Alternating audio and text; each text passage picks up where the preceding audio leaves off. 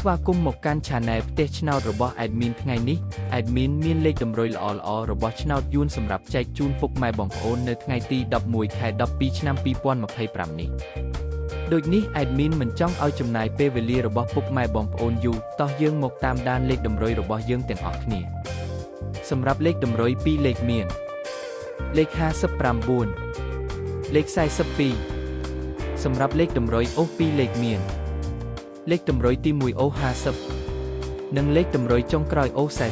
40សម្រាប់លេខតម្រុយ3លេខមាន519គុណនិង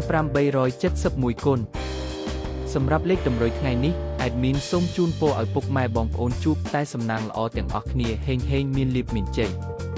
ជាចុងក្រោយសូមកុំភ្លេចជួយចុច Subscribe និង Comment ហើយដាក់សញ្ញារូបកណ្ដឹងដើម្បីជួយផ្ដល់កម្លាំងចិត្តមកកាន់ Admin ជាពិសេសងាយស្រួលតាមដានវីដេអូថ្មីនិងលេខតម្រុយល្អៗជាប្រចាំថ្ងៃជាមួយ Admin សូមគោរពលាពុកម៉ែបងប្អូនពីខ្ញុំបាទ Admin ផ្ទះឆ្នោតសំណាងល្អទាំងអស់គ្នាសូមអរគុណ